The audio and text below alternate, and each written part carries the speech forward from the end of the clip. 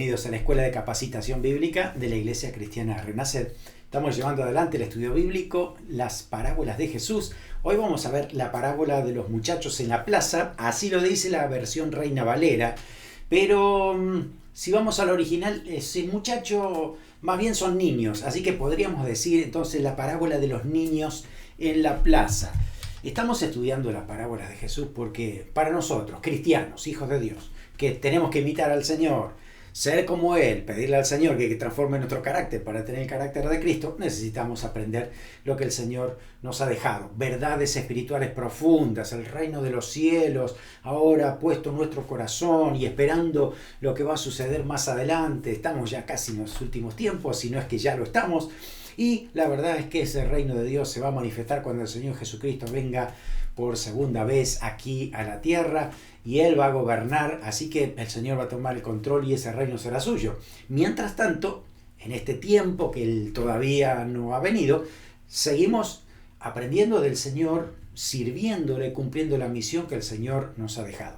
Cuando el Señor enseñaba, lo hacía de una manera sencilla, práctica, por eso Él enseñaba a través de parábolas, un método muy conocido en ese momento y que tenía que ver con enseñar una verdad espiritual profunda, a lo mejor compleja para muchos, pero se la enseñaba con un ejemplo de la vida práctica, algo diario, cotidiano, de tal manera que cualquiera podía entenderlo. Si desde esa experiencia de lo que podían vivir cotidianamente se conecta entonces esa verdad, pues entonces era mucho más fácil de comprender. Eso hizo Jesús, Él sabía cómo podía llegar a cada corazón, así que usó entonces este método para dejarnos estas verdades profundas, espirituales, así que estamos estudiando cada una de ellas. El principio de la parábola es importante entender de que se ha dicho bajo cierto contexto. Cuando el Señor Jesús daba esa parábola, había una cultura determinada, un pueblo determinado, un lenguaje, y después de tantos años lo que debemos hacer es recuperar toda esa riqueza que tiene ese contexto para que nosotros pudiéramos entender exactamente lo mismo que los discípulos de Jesús en esa época. Claro, es cierto, hay 2000 años de diferencia, pero si nosotros investigamos, analizamos, leemos, vemos qué dicen los historiadores, los eruditos, cómo era la cultura de ese momento, nos ayuda mucho a poner esa riqueza, añadir todos esos detalles coloridos que necesitamos para que sea más comprensible para nosotros, ¿no? Por eso cada vez que hablamos de una parábola decimos tenemos que hacer un buen análisis y una buena interpretación. Así que vamos a la palabra de Dios y ahí entonces descubrimos lo que el Señor nos quiere decir. Vamos a leer en Mateo capítulo 11, desde el versículo 16 al 19, la parábola de los muchachos en la plaza o de los niños en la plaza, donde el Señor Jesús tiene un propósito por el cual enseña esta parábola. Así que es Mateo capítulo 11, versículos 16. Dice así: mas ¿a qué compararé a esta generación? Es semejante a los muchachos que se sientan en las plazas y dan voces a sus compañeros diciendo: os tocamos flauta y no bailasteis, os endechamos y no lamentasteis. Porque vino Juan que ni comía ni bebida, diciendo: demonio tiene. Vino el Hijo del Hombre que come y bebe, y dicen: he aquí un hombre comilón y bebedor de vino, amigo de publicanos y de pecadores. Pero la sabiduría es justificada por los hijos. Creo que más de una vez hemos leído esta parábola y puede que como no la comprendimos al 100%, la salteamos y seguimos de largo. Pero hay que detenerse porque el Señor da esta parábola con un propósito especial, importante y que tiene aplicación también a nuestros días. Por eso es importante hacer un análisis y estudiarla.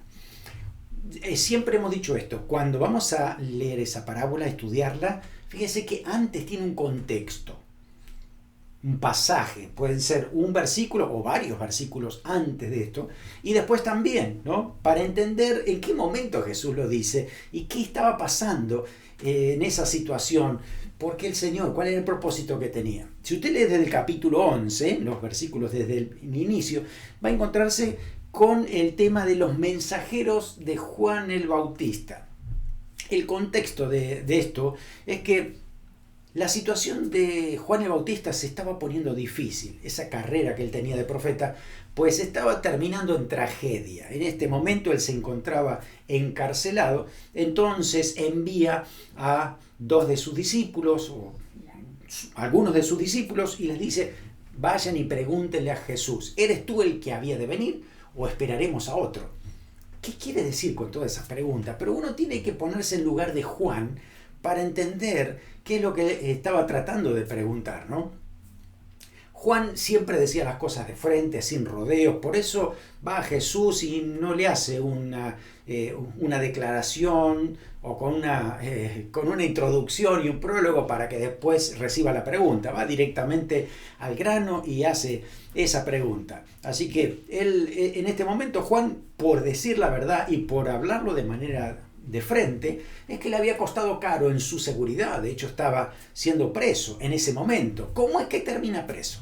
Bueno, la situación es que el rey Herodes Antipas había ido a visitar a Roma porque ahí estaba su hermano. Resulta que su hermano estaba casado.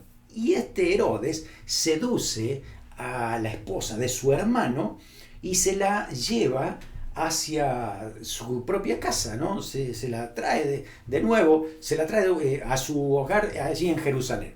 Y resulta que cuando llega despide a su mujer y se queda con esta. Eso estaba muy mal a nivel social, pero también según la palabra de Dios eso era pecado, doblemente pecado. Entonces Juan directamente le dice a Herodes: tiene que dejar esa mujer y tiene que arrepentirse de sus pecados. Claro, a Herodes eso no le gustó, mucho menos también a su nueva esposa, así que terminó preso. Mientras estaba preso por esa situación, por decir esa verdad, es que justamente hace esta declaración. Claro, usted póngase en el lugar de Juan. Toda la vida él vivió en el desierto. Él no era un hombre de casa, un hombre de estar encerrado entre cuatro paredes. Él vivía en el desierto, él comía de lo que había en un desierto, ¿no? Miel silvestre, langostas, y así se mantenía su vida. Aparentemente sus padres habrían muerto cuando él era muy pequeño, porque ya era mayor de edad, y se ve que no había nadie que lo iba a cuidar, así que él se cuidó solo. Él vivió solo todo el tiempo. Y resulta que ahora, después de tantos años, lo meten en la cárcel encerrado. ¿Usted se imagina lo que puede ser para Juan encerrado en ese lugar, sin poder moverse, sin poder salir? Y era una situación muy difícil, desesperante. Además, él aquí ahora no se permitía tener dudas, era un hombre de convicción. Entonces decía: a ver, ¿qué está pasando con Jesús? Tal vez yo estoy encerrado aquí, él está en otro lado. Recuerden ustedes que eran parientes, ¿no? Tal vez primos lejanos. Y la situación era esta, ¿no? De que Jesús estaba allí, yo estoy encerrado acá, ¿qué está pasando? Así que esta pregunta puede que también la haya hecho para que sus propios discípulos se aseguren de quién era Jesús, ¿no? Lo envía con esta pregunta a sus propios discípulos, a Jesús, diciendo: ¿eres tú el que había de venir? Entonces en la respuesta, estos suyos discípulos iban a entender un poco más quién era el Señor Jesucristo, o simplemente ella estaba impaciente porque parecía que llegaba a su fin. Claro, y Juan había predicado que el hacha está puesta en la raíz de los árboles, ¿no? Que en cualquier momento Dios trae la justicia. Y se ve que todavía la justicia no ha venido. Vino Jesús y justicia inmediata no hay, ¿no? Entonces es como que todo eso estaría en él. ¿Cuándo será? A ver, ¿es él el que va a producir estos cambios? ¿Él va a ser el que va a poner las cosas en su lugar o vamos a esperar a otro? Entonces, tal vez esa fue la pregunta que hace, ¿no? Ahora, Jesús lo que le responde es interesante. A lo mejor lo podemos leer para tenerlo más claro, si usted se recuerda esto, ¿no? Vamos a leer desde el principio para recordar bien la historia.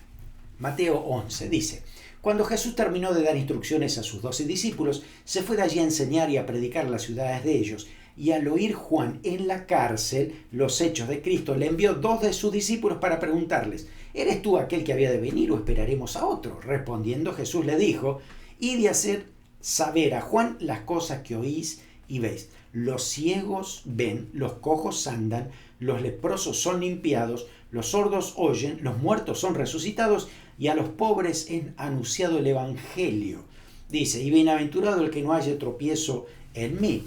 Esa declaración fue importante para los discípulos de Juan y se la llevan allí otra vez, ¿no? Entonces la respuesta de Jesús, en otras palabras, es: Juan, mira lo que estoy haciendo, no por ti, sino por otros.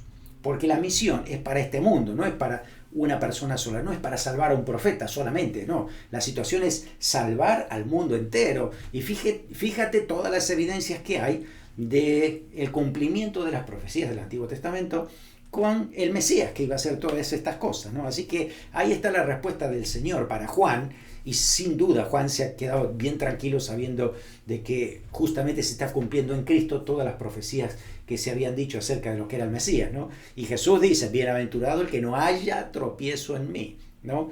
En el sentido de creer en Jesús, permanecer en esa fe en Él, y que pueda justamente ser edificado en el mismo Señor Jesucristo. Ahora, una vez que le dice esto, Jesús empieza a hablar con la gente que está alrededor y empieza a hacer un elogio extraordinario acerca de quién era Juan el Bautista. A veces uno dice, ay, pero dudó, se ve que fue un poco inconstante aquí. Bueno, si lo entendemos a Juan, creo que más de una vez tú y yo hemos tenido esos momentos, ¿no?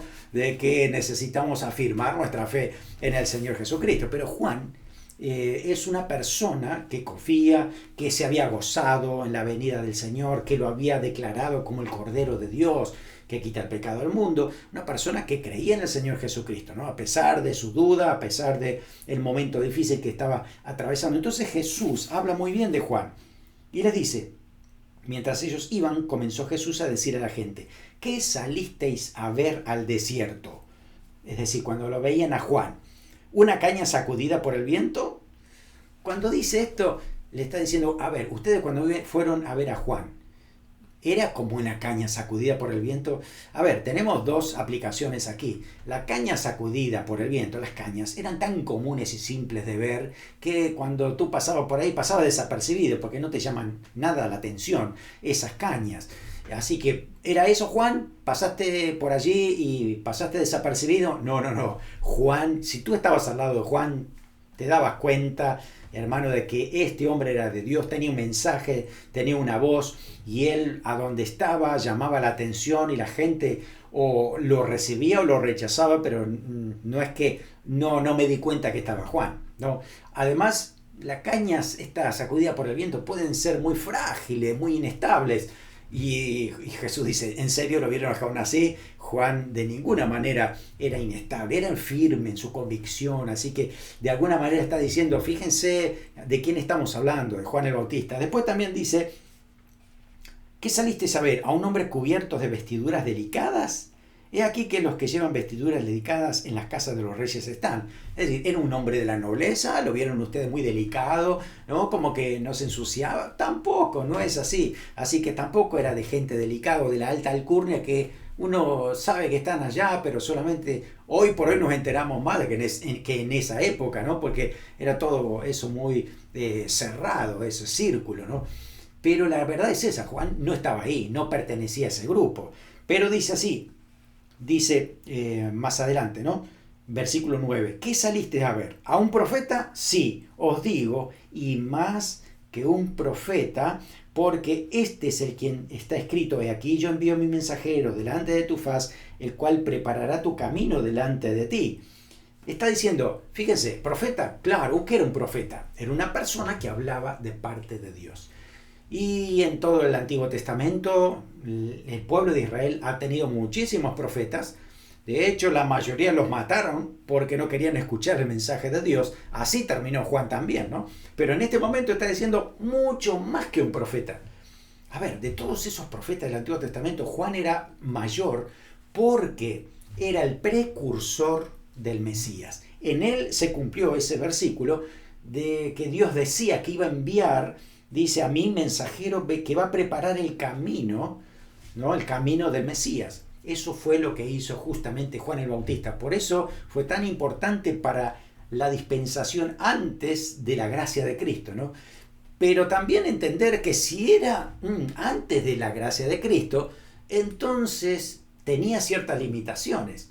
Por eso también el Señor dice esto, escuche, de cierto os digo que entre los que nacen de mujer no se ha levantado otro mayor que Juan el Bautista, pero el más pequeño en el reino de los cielos mayor es que él. Así que está diciendo de que cualquiera de nosotros es superior a Juan, mayor. ¿Por qué? Porque la dispensación es diferente. Juan está en otra situación. Juan era más pequeño en ese sentido porque Juan nunca vio la cruz.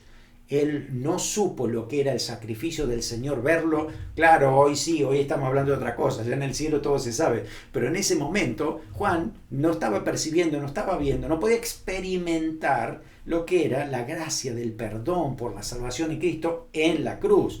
¿No es cierto? Le faltaba esa plena revelación del amor de Dios. Juan el Bautista conocía muy bien lo que era la santidad de Dios, la justicia de Dios, el juicio, el castigo, pero necesitaba mayor revelación, plena revelación de lo que era el amor de Dios, cosa que tú y yo sí lo tenemos hoy, porque hemos experimentado el poder de la cruz del Señor, a donde ahí se muestra todo el amor del Señor revelado, ¿no?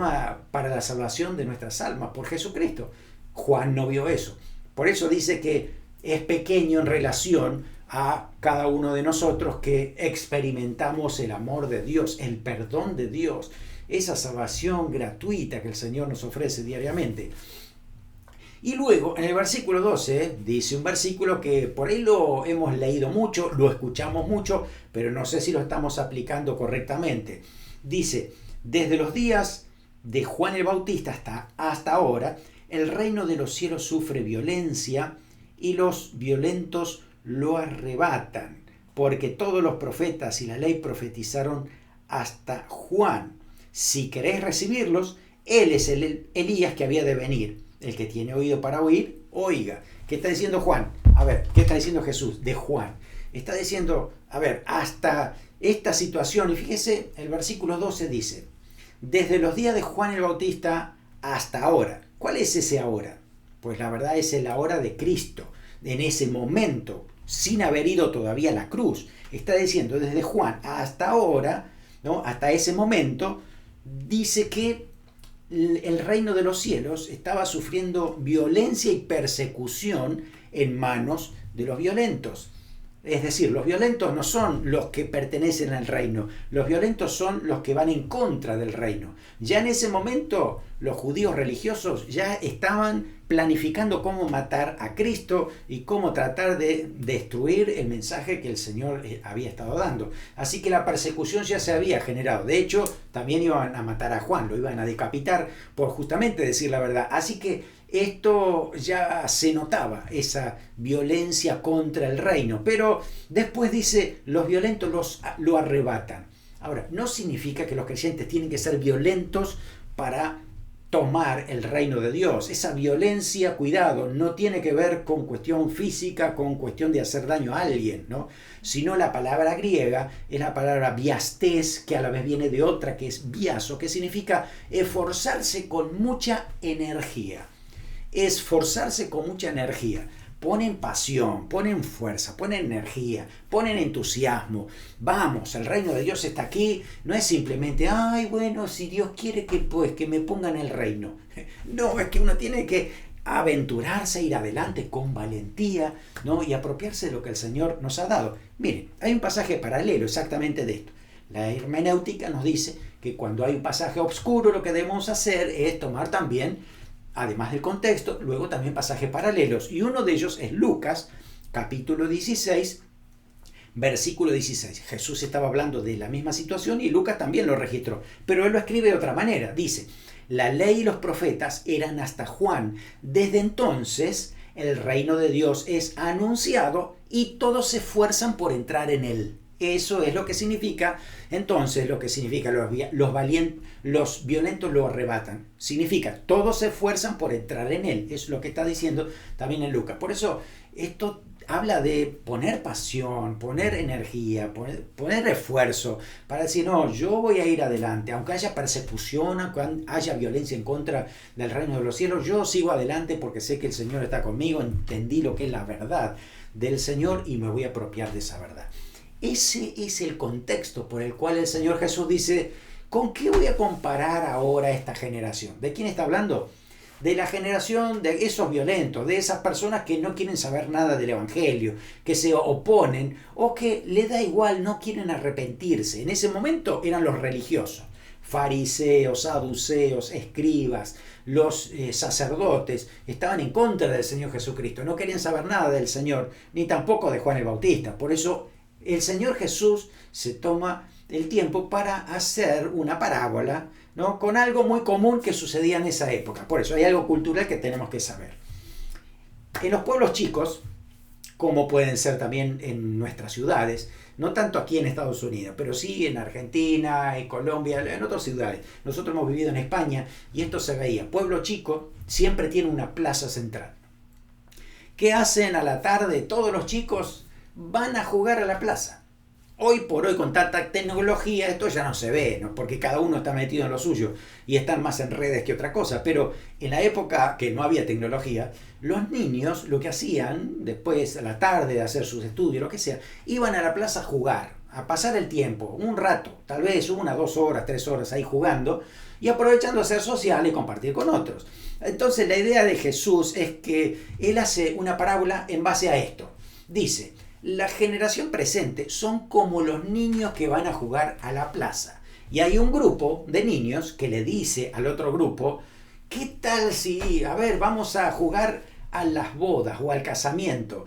Era muy común para los chicos jugar e imitar un poco lo que hacían los adultos. Así que vamos a jugar al casamiento, vamos a jugar a las bodas. Ok, ¿qué hacían? Música, vamos a cantar, vamos a gozarnos, ¿no?, a disfrutar, porque eso es lo que pasaba en un casamiento. Había que tener mucho gozo, regocijo. Entonces era esto: vamos a como tocar la flauta. Tal vez algunos sabían tocar la flauta y tal vez jugaban a tocar la flauta también. Pero por eso, la idea de estos niños en la plaza, en primer lugar, hacían un juego de bodas y tocaban flauta. Así que un grupo le decía al otro: te tocamos la flauta para que ustedes puedan jugar con nosotros a disfrutar de lo que era una boda. Y ustedes ni siquiera bailaron, no jugaron. Entonces es esto. Esta es una primera apreciación. Este grupo le decía al otro: vamos a jugar, y no querían. No, hoy no tenemos ganas de jugar a algo que sea alegre. Ok, bueno, a ver, ¿qué tal? Vamos a jugar a los entierros. Era otra cosa que jugaban también los chicos de esa época, ¿no?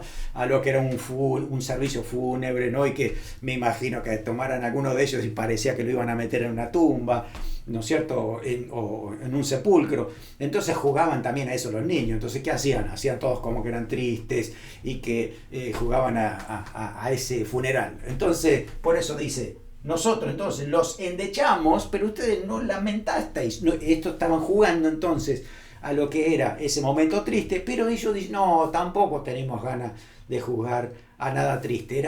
Son como esos niños que no tienen ganas de hacer nada, esos niños que son indiferentes a todo. Vamos a jugar a esto, no quieren. Vamos a jugar a esto, tampoco. Entonces Jesús toma ese ejemplo y le dice: hoy por hoy, estos religiosos son como ese grupo de niños que no hacen nada, ¿no? Les proponen jugar a la boda y no quieren bailar. Les proponen jugar a los entierros, no quieren lamentarse, no quieren hacer nada. Entonces, la realidad de que Jesús está diciendo es que esto tiene un paralelismo. Cuando se habla del juego de boda, de tocar flauta, es la vida de Jesús, porque Jesús vino a traer ese gozo, esa paz, el mensaje de paz y gozo. Es comiendo y bebiendo con publicanos y pecadores. Es como que está disfrutando ese momento, ¿no es cierto?, de las bodas, ¿no? Esperanza para el marginado, hay salvación para todo aquel que cree, restauración, vida eterna. Pero hay gozo y celebración. Sin embargo, hay indiferencia total a esto, ¿no? Los religiosos no querían ese gozo. De hecho, lo criticaban a Jesús porque estaba comiendo y bebiendo con pecadores, ¿no? Ahora, también estaba el tema del juego de los entierros, que representa la vida de Juan el Bautista y el mensaje de Juan el Bautista. Claro, era un mensaje de arrepentimiento, más de tristeza, ¿no es cierto?, convicción de pecado, vida austera en el desierto, ayuno, cilicio, búsqueda del perdón de Dios. Era más vale algo serio, triste, de lamentarse. Pero dice, de eso tampoco ellos hicieron caso. Fue indiferencia total, tanto como al gozo, la tristeza, tanto a el comer con Jesús, al arrepentimiento, ayuno y cilicio.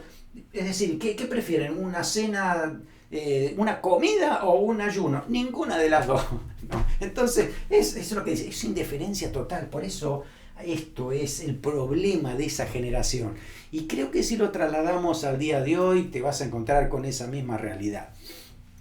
Frente al reino de Dios, frente a la predicación del Evangelio, hay gente que se opone por cualquier cosa. No le va bien de ninguna manera, ni el gozo ni la tristeza. No le va bien de un punto de vista o de otro. Es eso. La Biblia lo habla como espíritu de contradicción. No quiero saber nada, ni esto ni lo otro. Así que Juan, que vivía en el desierto, ayunaba, no tenía posesiones materiales, alejado de la sociedad, pero lo criticaban por eso. De ahora Jesús, todo lo contrario, ¿no? Se relaciona con todos, come, bebe, va a las fiestas, ¿no?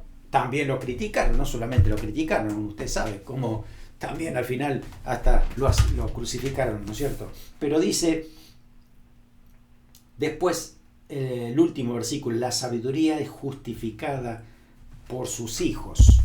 Está la evidencia de esa decisión que se ha tomado, ¿no?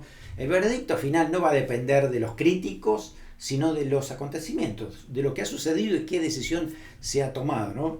Hoy por hoy hay muchos que se quejan del mensaje del Evangelio de una u otra manera. Se quejan de las iglesias, se quejan de los legalistas que no te dejan hacer nada. Otros se quejan de otros que te quieren sacar el dinero, ¿no? Pero ellos gastan mucho más dinero en cosas que no sirven, no convienen y desperdician el dinero, ¿no? Ellos, algunos se ponen mal por cuestiones de código de vestimenta, otro de volumen del sonido, ayuno o cena congregacional. Fíjense cuántas cosas que parecen triviales, pero el corazón del hombre a veces manifiesta esa disconformidad. Y la verdad es que ni una cosa ni la otra, no se gozan ni con la vida eterna, ni se arrepienten al final de sus pecados, ¿no? Entonces por eso Jesús dice, a ellos son semejantes por el gran problema de la indiferencia.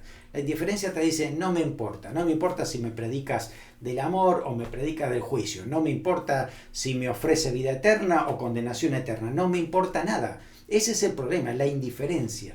Y uno tiene que enfrentarse a esa realidad. Pero usted tiene que saber que Dios es justo, Dios también es el que a través del Espíritu Santo toca el corazón de las personas y produce convicción de pecados. Así que hay un momento donde la persona tiene que encontrarse con esa realidad. O acepto a Cristo o lo rechazo. O tomo la decisión de vida eterna o me voy a la condenación eterna. Hay un momento que ahí se tiene que evidenciar. Si hay sabiduría, entonces la decisión será, me sujeto a Cristo, voy a amar a Jesús, quiero pertenecer a su reino. Si no hay sabiduría, pues la decisión creo que ya la conocemos, ya sabemos de qué se trata, ¿no? Así que en esta parábola entendemos y aprendemos o recordamos que Dios fue el que trazó el camino para que nosotros experimentemos el amor pleno de Jesús. El Señor ha traído vida eterna. Juan fue el que precedió a Jesús y a través de todo esto quería llevarlo al Señor. Ahora el Señor tiene el mensaje completo, el mensaje del arrepentimiento, pero también el pleno amor del Señor que cada uno tiene que experimentar, tiene que sentirlo al Señor, ¿no? Así como también el Señor envió a Juan el Bautista como precursor, ¿no? También nos envía a nosotros. Nosotros somos como pequeños Juanes el Bautista, ¿no? Dando a conocer a Cristo, mostrando quién es el Señor, con nuestra vida, palabras. De hecho, el Señor vive dentro de nosotros, ¿no es cierto? Y estamos mostrando quién es el Señor. Así que estamos ya, habiéndose revelado el Señor a nuestra vida con ese amor pleno, nosotros ahora damos ese amor. Por eso recibimos de gracia y damos de gracia. Es como el Señor lo está diciendo y lo hace en nuestras vidas.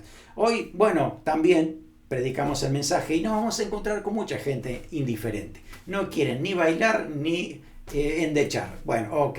A ver, en algún momento van a tener que tomar la decisión, pero nosotros debemos seguir predicando el mensaje del Evangelio. Así que mire, el problema no es el mensaje, no es la estrategia, no son las palabras, si son agradables o duras.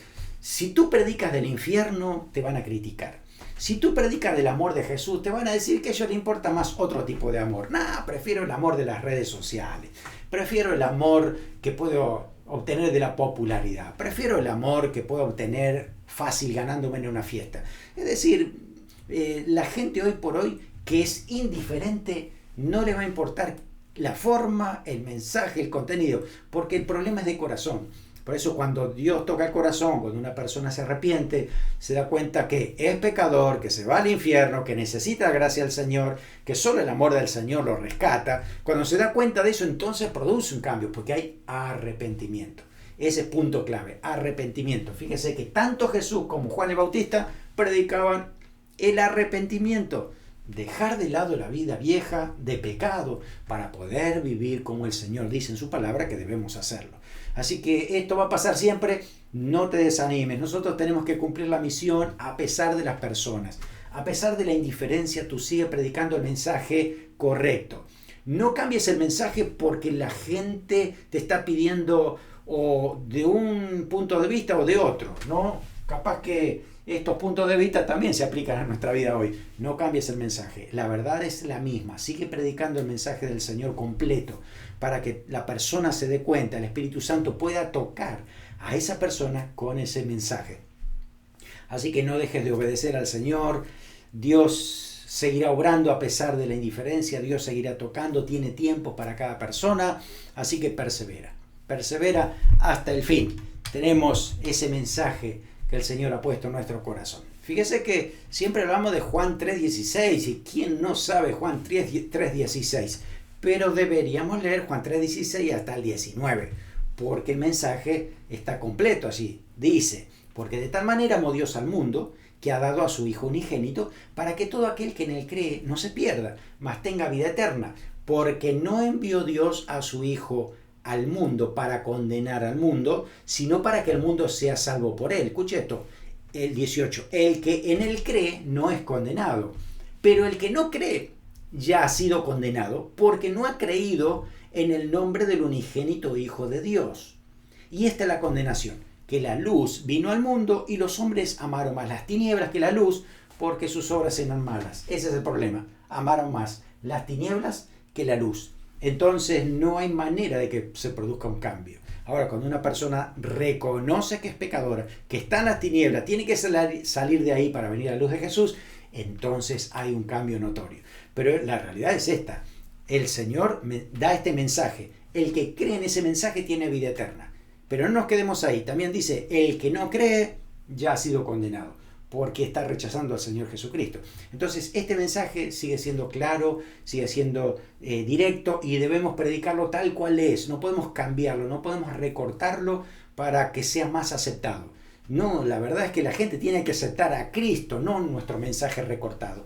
Entonces, la idea es sigamos predicando lo que el Señor nos ha mostrado. Un mensaje claro, directo, con todo el amor del mundo, porque nosotros hemos experimentado el pleno amor del Señor. Así que nosotros no condenamos al mundo. Es Dios que lo hará en el momento del juicio final. Nuestra parte es ser instrumentos del amor y la misericordia del Señor a mucha gente que hoy se pierde y necesita la gracia del Señor. Así que te animo a seguir siendo como estos niños que siempre están animando a otros. Vamos a celebrar o vamos a arrepentirnos, ¿no? Es el grupo ese que siempre motiva a otros para buscar de Dios, para que celebremos juntos, para entender que Dios está con nosotros en este momento, ¿no? Y gracias a Dios por esta celebración, por esta fiesta espiritual que tenemos siempre, ¿no? Porque el Señor vino a traer paz, vino a traer gozo, vino a traer amor, vino a traer vida eterna. El Señor es gozo permanente en nuestra vida. Así que estamos animando a otros para que busquen al Señor y encuentren vida eterna. Oramos para que siempre el Señor nos tenga allí como instrumento suyo y podamos dar la palabra del Señor en todo momento. Gracias, Señor, porque eres tú el que nos recuerdas que tú eres, Señor Jesús, la revelación máxima del amor. Tú, Señor, has revelado el amor del Padre, te hemos conocido, has producido cambios en nuestras vidas y nos has constituido instrumentos tuyos para predicarles a otros, para compartir lo que tú nos has dado. Permite, Señor, que lo hagamos con firmeza, lo hagamos con amor, lo hagamos con perseverancia y no, Señor, cansarnos o desanimarnos por la indiferencia. Guíanos, Señor, para que podamos ser como tú, Señor, ser luz en este mundo oscuro y poder dar de manera clara el mensaje a toda persona que lo necesite. Gracias porque tú eres el que hace la obra y el Espíritu Santo producirá convicción de pecado en cada uno de ellos. Orando, creyendo en ti, que estamos en tus manos y tú obrarás. En el nombre de Jesús. Amén. Que el Señor te bendiga. Siga siendo un instrumento del Señor para su gloria.